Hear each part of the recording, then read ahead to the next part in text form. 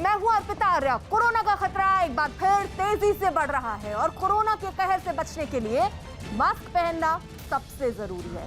News 18 आप सबसे appeal करता है कि मास्क जरूर पहने। न्यूज़ 18 ने मास्क के लिए मुहिम भी शुरू की है, #मास्क पहनो इंडिया। न्यूज़ 18 आप सबसे भी अपील करता है कि मास्क आप जरूर पहने, क्योंकि देखिए कोरोना से लड़ाई में मास्क ही सबसे बड़ा हथियार है। घड़ी इशारा कर रही है 9 बजे रात का, वक्त 100 बात की एक बात का। कोरोना के खिलाफ चल रही जंग में अमेरिका समेत कई देशों ने भारत की तरफ मदद का हाथ बढ़ाया। दूसरे राज्यों की तरह कर्नाटक ने भी महामारी को काबू में करने के लिए कल से 14 दिनों का लॉकडाउन लगाने का फैसला लिया। कोरोना पर संकट पर मद्रास हाईकोर्ट ने चुनाव आयोग को कड़ी फटकार लगाते हुए यहां तक टिप्पणी कर दी कि उसके अधिकारियों के खिलाफ हत्या का मुकदमा दर्ज होना चाहिए।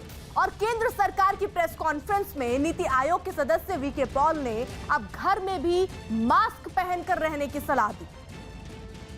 मध्य प्रदेश के इंदौर से एक शर्मसार करने वाला वीडियो सामने आया। वहां अस्पताल के स्टाफ पर महिलाओं के साथ मारपीट करने का मामला सामने आया। महिलाओं ने अस्पताल पर इलाज के नाम पर अनाप शनाप पैसा वसूलने और विरोध करने पर मारपीट का आरोप लगाया, जिसका वीडियो भी सामने आया। इस वीडियो में कुछ लोग एक महिला को जमकर पीटते नजर आए। मारपीट में शामिल कुछ लोग तो पीपीई किट पहने दिखाई दिए। ये लोग काफी देर तक महिला को पीटते रहे। इस दौरान वो और उसकी बहन जान बचाने के लिए चीखती नजर आई, लेकिन हमलावरों ने उन्हें नहीं छोड़ा। बाद में दोनों महिलाएं थाने पहुंची और आरोपियों के खिलाफ शिकायत दर्ज करवाई। मारापुटी करके वहाँ से बाहर निकाल दिया, हमको पेशेंट के पास में जाने नहीं दे रहे थे। उन्होंने अस्पताल के स्टाफ पर उनसे कैश और गाड़ी छीनने का आरोप भी लगाया। 1 लाख रुपए मेरे हॉस्पिटल से गायब है। वो ये पैसे की रिपोर्ट भी मुझे मना कर चुके हैं। पुलिस ने बिल के भुगतान और लेन देन को विवाद की वजह बताया। बिल में कुछ अंतर आया 6-7 हजार का, इस बात पे इनका आपस में विवाद हो गया। हालांकि बाद में पुलिस ने आरोपियों के खिलाफ मामला दर्ज कर जांच शुरू कर दी। सौभाग्य की एक बात यह कि इंदौर का ये अस्पताल एक निजी मेडिकल कॉलेज का है। वहां कोरोना एक मरीज के इलाज के बिल को लेकर उसकी बेटियां और अस्पताल के कर्मचारियों में झगड़ा हुआ। मरीज की बेटियों का आरोप है कि अस्पताल वालों ने जनरल वार्ड में भर्ती करके प्राइवेट वार्ड का बिल मांगा और विरोध करने पर पिटाई। वहीं अस्पताल के डॉक्टर ने मरीज के घर वालों पर ही मारपीट का आरोप लगाया। पुलिस ने दोनों तरफ की शिकायत दर्ज करके जांच शुरू कर दी है। दिल्ली में कोरोना मरीजों की बढ़ती तादाद के साथ ही ऑक्सीजन सिलेंडर लेने के लिए प्लांट पर लोगों का तांता लग गया। संकट की इस घड़ी में ऑक्सीजन ही कोरोना मरीजों की जान बचाने की सबसे बड़ी उम्मीद है। और यही वजह है कि राजधानी के सभी इलाकों में ऑक्सीजन सिलेंडर के लिए महामारी है। मुंडका इलाके से जो तस्वीरें सामने आई, उनमें एक तस्वीर में ऑक्सीजन सिलेंडर के प्लांट के बाहर गाड़ियों की लंबी कतार दिखाई दी। तो ये अस्पताल की गाड़ियां लगी हुई हैं, लंबी कतार है इनकी, और ये लोग चाहते हैं कि इनकी गाड़ियां जल्दी से अंदर प्रवेश करें। अस्पताल कर्मचारियों के साथ वहां कुछ ऐसे लोग भी दिखाई दिए जो अपने मरीज तक ऑक्सीजन सिलेंडर जल्द पहुंचाने के लिए खुद ही पहुंच गए। यही वजह रही कि वहां सुरक्षा बढ़ा दी गई ताकि कोई हंगामा ना हो सके। एक साथ 40-50 बंदे आ जाते हैं, तो हमारी कोशिश होती है कि किसी को नुकसान ना हो और उनका काम भी चलता रहे। हालांकि ऑक्सीजन की भारी मांग को देखते हुए प्लांट के कर्मचारी 24 घंटे अपने काम में जुटे हैं। इसी तरह की तस्वीरें कई दूसरे इलाकों से भी सामने आई। सौभाग्य की एक बात यह है कि पूरे देश में कोरोना संकट की वजह से अस्पतालों में ऑक्सीजन की डिमांड सामान्य से 3 गुना ज्यादा है। अस्पताल में भर्ती मरीजों के घर वाले भी ऑक्सीजन सिलेंडर के लिए भटक रहे हैं। वहीं जिन लोगों को अस्पताल में बेड नहीं मिल रहा, वो भी ऑक्सीजन के सहारे घर में आइसोलेशन में है। हर दिन के साथ ऑक्सीजन की खपत बढ़ती जा रही है, इसलिए जहां भी टैंकर आने की खबर मिल रही है, वहां लोगों का तांता लग जा रहा है। हालांकि सरकार ने भरोसा दिया कि जल्द ही ऑक्सीजन की कमी दूर हो जाएगी। इजराइल की पुलिस ने रमजान के महीने में यरूशलेम के पुराने शहर में अल अक्सा मस्जिद परिसर के पास लगे बैरिकेड हटा दिए। पूर्वी यरूशलेम इजराइल और फिलिस्तीन के बीच विवाद की जड़ है, लेकिन उस पर कब्जा इजराइल का है। पिछले साल इजराइल ने कोरोना वायरस की दलील देकर मस्जिद के पास बैरिकेड लगा दिए थे, जिसके बाद इजरायली और फिलिस्तीनियों के बीच का तनाव काफी बढ़ गया था। लेकिन जब इजराइल ने घेराबंदी हटाई तो फिलिस्तीनियों की खुशी का कोई ठिकाना ही नहीं रहा। इजरायली पुलिस की भारी तैनाती के बीच सैकड़ों की संख्या में लोग अल अक्सा मस्जिद के पास जुट गए और जश्न में नाचने गाने लगे। फिलिस्तीनियों ने बैरिकेडिंग हटने को अपनी जीत माना और उसे जताने के लिए अपना झंडा लहराने लगे। प्रदर्शनकारियों के जश्न को पुलिस काफी देर तक तो दूर से ही चुपचाप देखती रही, लेकिन फिलिस्तीन का झंडा देखते ही वो प्रदर्शनकारियों की तरफ दौड़ पड़ी।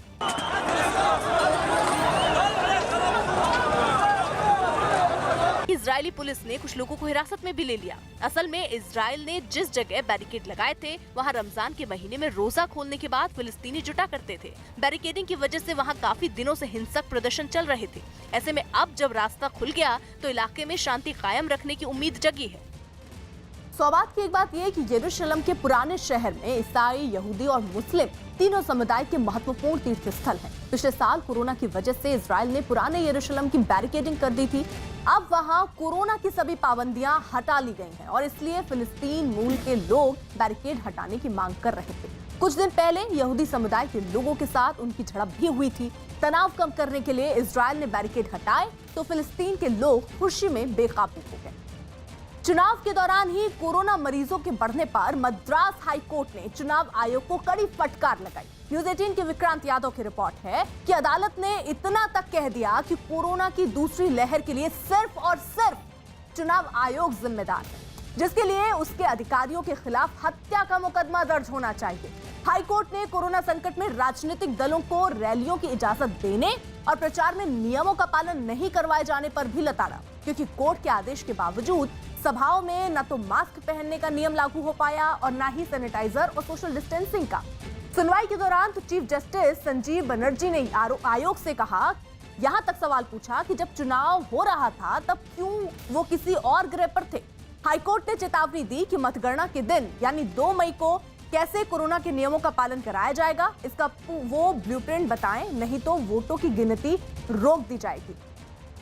क्योंकि अब हालात लोगों की जान बचाने और उनकी सुरक्षा करने का है जो सबसे ऊपर है, बाकी सब इसके बाद आता है। दिल्ली में कोरोना वैक्सीन फ्री में लगेगी। दिल्ली सरकार ने लोगों को मुफ्त में कोरोना वैक्सीन लगाने का फैसला लिया। 18 साल से ऊपर की उम्र के लोगों को फ्री वैक्सीन दी जाएगी। कांग्रेस महासचिव प्रियंका गांधी ने ऑक्सीजन से भरा एक टैंकर दिल्ली के गंगाराम अस्पताल भिजवाया। दिल्ली के बुराड़ी इलाके में कृपाल आश्रम में कुछ वक्त के लिए 1000 बेड का अस्पताल बनाया गया, जिसे जल्द कोरोना मरीजों के लिए खोल दिया जाएगा। दिल्ली के स्वास्थ्य मंत्री सत्येंद्र जैन और विधायक संजीव झा ने वहां चल रही तैयारियों की जानकारी ली। अराउंड 1000 बेड्स की तैयारी की जा रही है। आईपीएल में दिल्ली कैपिटल्स को बड़ा झटका लगा। टीम के गेंदबाज रविचंद्रन अश्विन ने आईपीएल से हटने का फैसला लिया। उन्होंने ये कदम कोरोना संकट की वजह से उठाया, जिसकी जानकारी उन्होंने खुद ट्वीट कर दी। दिल्ली के बुराड़ी में एक आश्रम में 1000 बेड का कोरोना सेंटर तैयार किया जा रहा है, जिसका मुआयना करने राजधानी के स्वास्थ्य मंत्री सत्येंद्र जैन खुद पहुंचे। ऑपरेशनल होने में इसको 1-2 दिन का समय और लग सकता है, क्योंकि अभी पीछे से गैस आने हैं। इस आश्रम से जुड़े एक शख्स ने दावा किया कि वहां इलाज के लिए पहुंचने वाले मरीजों को किसी भी तरह की परेशानी नहीं होगी। तो टोटल पौने 175 के करीब टोटल सुविधा है जो टॉयलेट्स की है, बहुत बढ़िया रहेगा। इससे तो सब लोगों को फायदा होगा। यूपी के फिरोजाबाद में पंचायत चुनाव के तीसरे चरण में वोटिंग के दौरान एक बूथ पर 2 गुटों के बीच जमकर मारपीट हुई। हंगामा उस वक्त शुरू हुआ जब एक गुट ने दूसरे गुट पर फर्जी वोट डलवाने का आरोप लगाया और हाथों में डंडे लेकर दोनों गुट एक दूसरे से भिड़ गए। मतदान केंद्र के ठीक बाहर जंग का माहौल बन गया और जिस किसी के हत्थे विरोधी गुट के लोग चढ़े, उन्होंने उसकी जमकर पिटाई कर दी। इस हंगामे में महिलाएं भी पीछे नहीं रहीं। वहां से सामने आई तस्वीर में तो एक महिला बड़ा सा डंडा लिए विरोधियों पर हमला करती नजर आई। बताया गया कि हंगामे के बीच वहां कुछ लोगों ने फायरिंग भी की। फायरिंगबाजी बराबर कर रहे हैं। बिल्कुल। हंगामे की खबर मिलने पर पुलिस भी वहां पहुंची और उसने लोगों को शांत करवाया। एक गुट ने आरोप लगाया कि दूसरे गुट के प्रधान पद के उम्मीदवार ने अपने समर्थकों से वहां फर्जी मतदान करवाने की कोशिश की, जिसके बाद ये पूरा बवाल शुरू हुआ।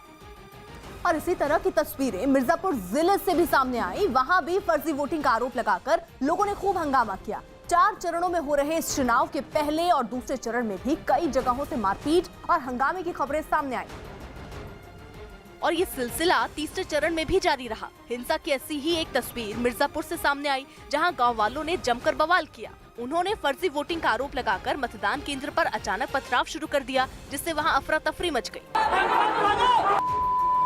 गांव वालों के इस हमले से पुलिस खुद को बचाती नजर आई। वहीं महिलाएं भी इस हंगामे में पीछे नहीं रहीं। पथराव की डर से जब मतदान कर्मियों ने एक कमरे को बंद कर दिया तो उनका गुस्सा भड़क गया। पत्थरों की बारिश से पोलिंग बूथ की तस्वीर ही बदल गई। यहाँ तक कि अधिकारियों की गाड़ियों के शीशे भी चकनाचूर हो गए। कुछ पुलिस वालों को चोटें भी आई, जिसके बाद पुलिस को भी उन्हें सख्त लहजे में चेतावनी देनी पड़ी। इस तरह नारेबाजी करोगे, पुलिस पे हमला करोगे तो शुरुआत हो जाएगी। बताया गया कि इस हंगामे की शुरुआत तब हुई जब वोटर लिस्ट में कुछ लोगों को अपने नाम नहीं मिले। बाहर की वोटर लिस्ट और अंदर की वोटर लिस्ट में उनकी वोटर लिस्ट में कोई पन्ने नहीं थे, जिस कारण से कुछ उनको भ्रम हो रहा था। बाद में पुलिस और प्रशासन ने मोर्चा संभाला और हंगामा कर रहे लोगों को वहां से निकालकर मतदान दोबारा शुरू करवाया। हिंसा की इसी तरह की तस्वीरें कुछ दूसरे शहरों से भी सामने आई। सौगात की एक बात ये कि यूपी में पंचायत चुनावों के एक साल के अंदर ही विधानसभा के चुनाव भी होने हैं। विधानसभा चुनाव की तैयारियों में जुटे कुछ नेता भी पंचायत चुनावों में अपने समर्थकों को सामने करके पीछे से अपनी गोटियां बिछाने में जुटे। बताया गया कि फिरोजाबाद में जिस उम्मीदवार पर फर्जी वोटिंग कराने का आरोप लगा वो एक विधायक का करीबी है। कोरोना संकट के बीच दिल्ली हाई कोर्ट ने केजरीवाल सरकार को सख्त निर्देश दिए। न्यूज़ 18 की अमित सिंह की रिपोर्ट है कि दिल्ली हाई कोर्ट ने केजरीवाल सरकार को निर्देश दिए कि कोरोना संकट से निपटने के लिए वो कोरोना जांच के केंद्रों को बढ़ाएं ताकि लोगों को जांच के लिए इधर उधर ना भटकना पड़े। साथ ही दिल्ली सरकार को आदेश दिया गया कि वो हर अस्पताल में एक अधिकारी की नियुक्ति करें जिससे अस्पतालों में ऑक्सीजन की जरूरत के बारे में जानकारी मिलती रहे। दिल्ली में ऑक्सीजन की कमी के मामले पर सुनवाई करते हुए कोर्ट ने कहा है कि ऑक्सीजन लाने के लिए राज्य खुद ही टैंकरों का इंतजाम करे और केंद्र सरकार इस बात पर नजर रखे कि किस राज्य को कितनी ऑक्सीजन की जरूरत है। इसी सुनवाई के दौरान केंद्र ने कोर्ट को बताया कि कोरोना से निपटने के लिए पूरे देश में युद्ध स्तर पर काम चल रहा है। अमेरिकी अंतरिक्ष एजेंसी नासा के मिनी हेलीकॉप्टर ने मंगल ग्रह पर लगातार तीसरी बार कामयाबी के साथ उड़ान भरी। इस हेलीकॉप्टर को वहां पहली बार 19 अप्रैल को उड़ाया गया था, तब ये सिर्फ 10 फीट की ऊंचाई तक उड़ सका था। लेकिन तीसरी बार इसने नासा के वैज्ञानिकों की उम्मीदों से भी बेहतर काम कर दिखाया। इस बार यह हेलीकॉप्टर 16 फीट की ऊंचाई तक उड़ा और साथ ही इसने दाएं और बाएं घूमते हुए कुल 164 फीट की दूरी भी तय की। इस दौरान वो 80 सेकंड तक हवा में रहा। इतना ही नहीं, इस बार इस हेलीकॉप्टर की रफ्तार भी पहले की तुलना में 4 गुना ज्यादा रही। कामयाबी के साथ उड़ान भरने के बाद यह हेलीकॉप्टर मंगल की सतह पर दोबारा लैंड हो गया। अगले कुछ दिनों में इस हेलीकॉप्टर को कई बार उड़ाया जाएगा, जहां हर बार पहले से ज्यादा ऊंचाई और दूरी तय करने की कोशिश की जाएगी। सौगात की एक बात यह है कि अमेरिका की अंतरिक्ष एजेंसी नासा के हेलीकॉप्टर की मंगल ग्रह पर यह तीसरी उड़ान थी। इस दौरान पहली बार इस हेलीकॉप्टर ने मंगल ग्रह की सतह के उस हिस्से की रंगीन फोटो भी खींची जहां मंगल मिशन पर भेजा गया रोवर घूमता रहा है। इस हफ्ते मंगल ग्रह पर हेलीकॉप्टर 2 बार और उड़ान भरने वाला है। सलमान खान की फिल्म का गाना रिलीज हो गया। सलमान खान की फिल्म राधे का पहला गाना सिटी मार रिलीज कर दिया गया। ये फिल्म ईद के मौके पर 13 मई को रिलीज होगी।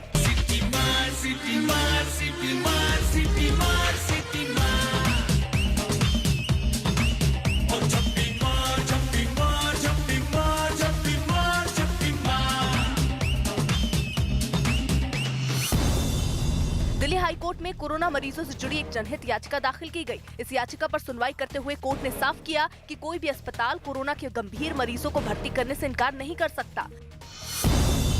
पूर्व प्रधानमंत्री एचडी देवेगौड़ा ने पीएम मोदी को एक खत लिखा और कोरोना महामारी से निपटने के लिए कुछ सुझाव दिए। साथ ही उन्होंने सभी से कोरोना के खिलाफ एकजुट होकर लड़ने की अपील भी की।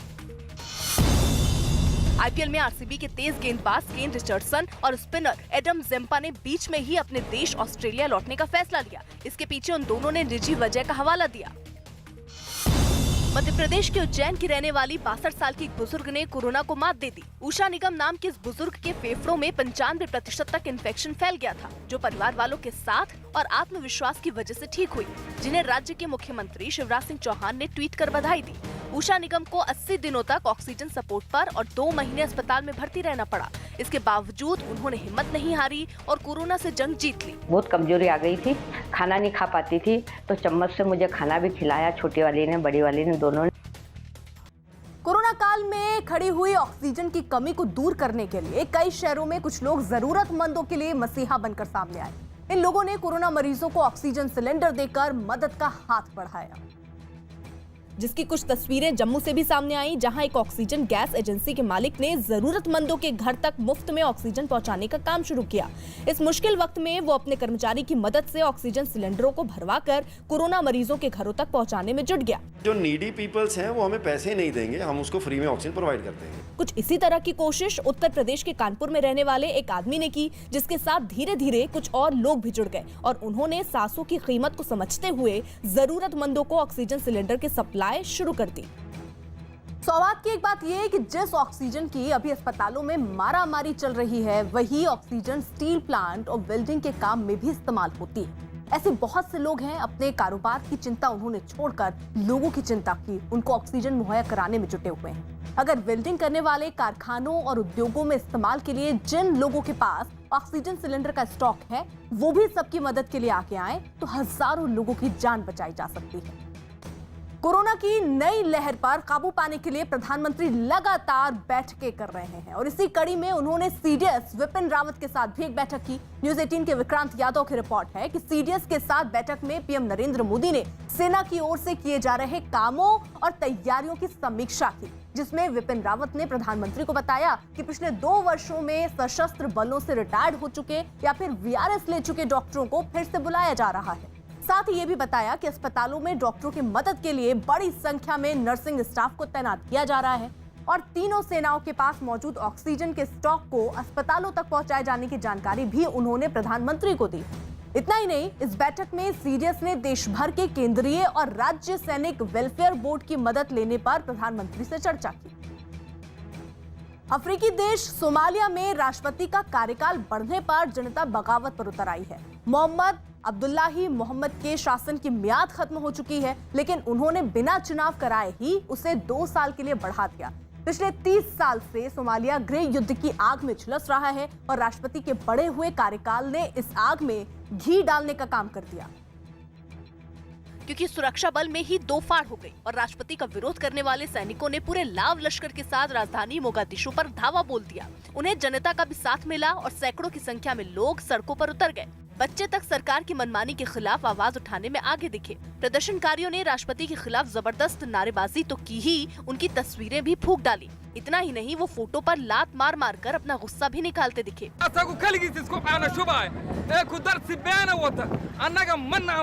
ये बवाल सूरज ढलने के बाद भी शांत नहीं हुआ। उल्टा रात में तो राजधानी मोगादिशु जंग का मैदान बन गई। तस्वीरों में तो सब शांत नजर आया, लेकिन ऑडियो में इस शांति को चीरती ताबड़तोड़ गोलियों की गूंज साफ साफ सुनाई दी।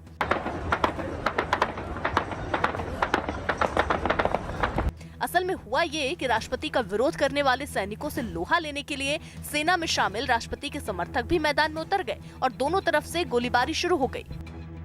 सौभाग्य की एक बात यह कि राष्ट्रपति के कार्यकाल को 2 साल बढ़ाए जाने के बाद सोमालिया एक बार फिर गृह युद्ध की चपेट में आ गया। वहां बड़े हिस्से पर पहले से कट्टरपंथियों का कब्जा है। अब सोमालिया की सेना भी मौजूदा राष्ट्रपति और 2 पूर्व राष्ट्रपतियों के समर्थकों में बढ़ गई है और ये बताया गया कि वहां की राजधानी में पुलिस और सेना के गुटों के बीच गोलीबारी जारी है। इसमें बड़े पैमाने पर आम लोगों के भी मारे जाने की आशंका है। कर्नाटक सरकार ने मुफ्त वैक्सीन का ऐलान किया। कर्नाटक सरकार ने राज्य में 18 साल के ऊपर के सभी लोगों को मुफ्त कोरोना वैक्सीन लगाने का फैसला लिया। दिल्ली के बुराड़ी में पुलिस ने एक अस्पताल में ऑक्सीजन पहुंचाई। बताया गया अस्पताल की तरफ से पुलिस को ऑक्सीजन खत्म होने की जानकारी दी गई थी, जिसके बाद पुलिस वाले खुद सिलेंडर भरवाने के लिए दौड़ पड़े। राजस्थान रॉयल्स के तेज गेंदबाज और ऑस्ट्रेलियाई खिलाड़ी एंड्रयू टाई भी निजी वजहों से अपने देश लौट गए।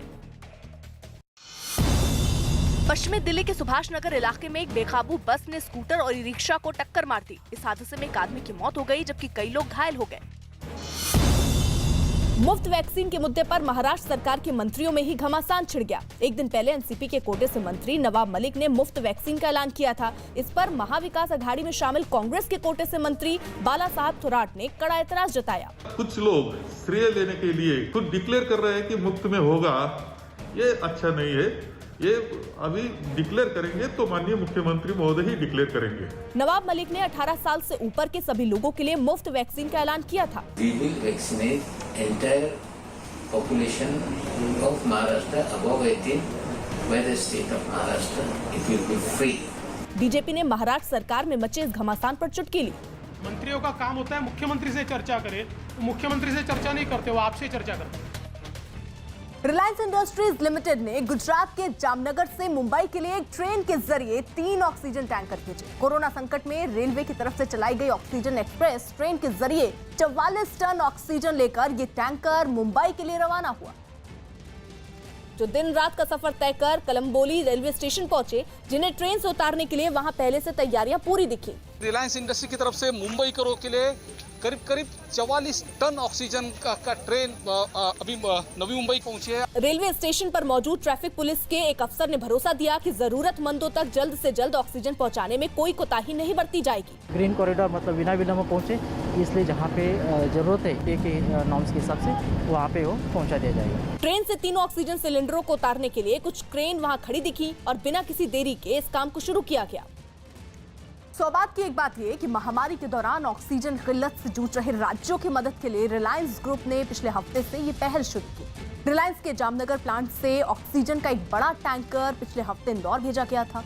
इस बार 3 टैंकर रेलवे के जरिए महाराष्ट्र पहुंचाए गए। इस ऑक्सीजन की सप्लाई किन अस्पतालों में करनी है, यह महाराष्ट्र सरकार तय करेगी। खबर है कि कोरोना से जंग में मेडिकल की पढ़ाई कर रहे छात्रों की मदद भी सरकार ले सकती है। न्यूज़ 18 के आनंद नरसिम्हन की रिपोर्ट है कि सरकार इस क्षेत्र में 2 साल से ज्यादा की पढ़ाई कर चुके छात्रों की मदद कोरोना के इलाज करने में ली जा सकती है। हालांकि इनको सीधे इलाज करने के लिए नहीं भेजा जाएगा, बल्कि सीनियर डॉक्टर या एक्सपर्ट के साथ उनको तैनात किया जाएगा, क्योंकि जिस रफ्तार से कोरोना फैलता जा रहा है उसे रोकने के लिए सरकार अलग अलग विकल्प तलाश रही है, ताकि आने वाले दिनों में संकट और गंभीर ना हो। हालांकि अभी इस पर चर्चा हो रही है और अंतिम फैसला अभी लिया जाना बाकी है। कोरोना वायरस पर काबू पाने में ब्रिटेन के पसीने छूट गए, लेकिन वहां के लोग हैं कि उन्हें जिंदगी और मौत की इस जंग में जान से ज्यादा अपनी आजादी प्यारी है। राजधानी लंदन में हजारों लोग एक बार फिर लॉकडाउन का विरोध करने सड़कों पर उतर गए हैं और विरोध जताने के चक्कर में पुलिस से ही जा भिड़े। इस हिंसा में 8 पुलिस वाले जख्मी भी हुए, क्योंकि प्रदर्शनकारियों के सिर पर ऐसा खून सवार था कि वो पुलिस पर ही भारी पड़े नजर आए। वो पुलिस पर लाते चलाते दिखे। हाल ये हो गया कि पुलिस वाले ही प्रदर्शनकारियों से जान बचाकर भागते नजर आए। सामने आई एक तस्वीर में एक महिला ने तो एक पुलिस वाले के चेहरे पर लगे मास्क पर झपट्टा ही मार दिया। हालांकि इससे पहले लोग लंदन की सड़कों पर शांतिपूर्ण तरीके से मार्च निकाल रहे थे। प्रदर्शन में नाच गाना भी होता दिखा और गाना बजाना भी। ब्रिटेन में 1 लाख से ज्यादा लोग कोरोना के शिकार हो चुके हैं, लेकिन प्रदर्शनकारी तो ये मानने को ही तैयार नहीं कि कोरोना कोई बीमारी भी है, और जब बीमारी ही नहीं तो फिर बचाव कैसा। इसलिए प्रदर्शन में सोशल डिस्टेंसिंग का नामो निशान नहीं दिखा तो बस दूर दूर तक लोगों का रेला, और उनमें भी एक भी प्रदर्शनकारी के मुंह पर मास्क नजर नहीं आया। ब्रिटेन में सरकार ने पाबंदियों में ढील देनी शुरू भी कर दी, लेकिन प्रदर्शनकारियों ने मांग की कि तुरंत सभी पाबंदियां हटाई जाएं। उनका आरोप है कि कोरोना से बचाव की आड़ में सरकार उनकी आजादी छीनकर उन्हें गुलाम बनाने पर तुली है। सौभाग्य की एक बात यह है कि ब्रिटेन में 4.5 करोड़ से ज्यादा लोगों को कोरोना वैक्सीन की कम से कम एक डोज लग चुकी है। वैक्सीन लगने के बाद महामारी का खतरा भी कम हुआ है, इसलिए ब्रिटेन की सरकार ने 17 मई से सिनेमा हॉल और रेस्टोरेंट खोलने का फैसला किया। 21 जून तक ब्रिटेन में लगभग सभी पाबंदियां हटाने का वादा भी वहां की सरकार ने किया। इसके बाद भी लंदन में लोग भड़क गए, क्योंकि उन्हें आशंका है कि सरकार महामारी के नाम पर पाबंदियां खत्म करने के वादे से मुकर सकती। शेयर बाजार हरे निशान पर बंद हुआ।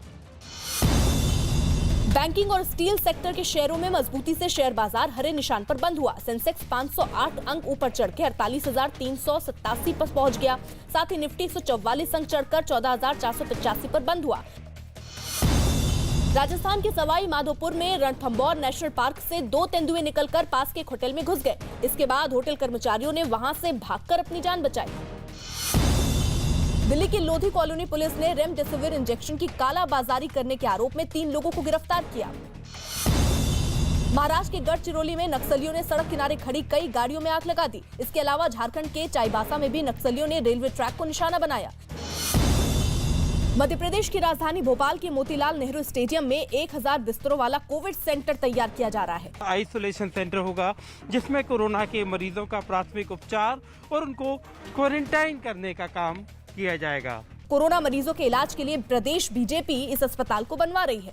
बीजेपी का दावा है कि 1 हफ्ते में ये सेंटर काम करने लगेगा। इनके अपने घर में जगह नहीं, अगर कोई व्यक्ति संक्रमित हो जा रहा है गरीब, तो उसका परिवार भी संक्रमित ना हो, इसलिए पहले घर बचाओ फिर भोपाल बचाओ।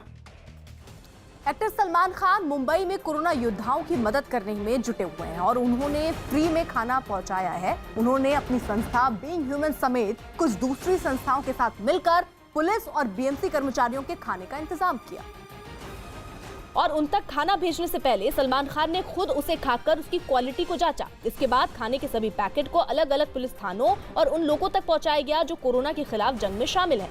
खाने के पैकेट से वो तैयार किए जा रहे हैं, पानी की व्यवस्था की जा रही है, हाइजीन को सबसे पहले इम्पोर्टेंस दिया जा रहा है कि कुछ भी गलत तरीके से गंदगी ना हो। खबर है कि रोजाना 5000 खाने के पैकेट यहाँ से भिजवाए जाते हैं और हर दिन खाने का मेन्यू अलग अलग होता है। हमारे जितने भी कंटेनमेंट जोन हैं जहाँ पे हमारे ये सुरक्षा बल वहाँ पे तैनात है, उन तक हम पहुँचने की कोशिश करते हैं। खाने के पैकेट को जिन ट्रकों के जरिए ले जाया जाता है उनमें भी खाना पकाने के सभी इंतजाम मौजूद है।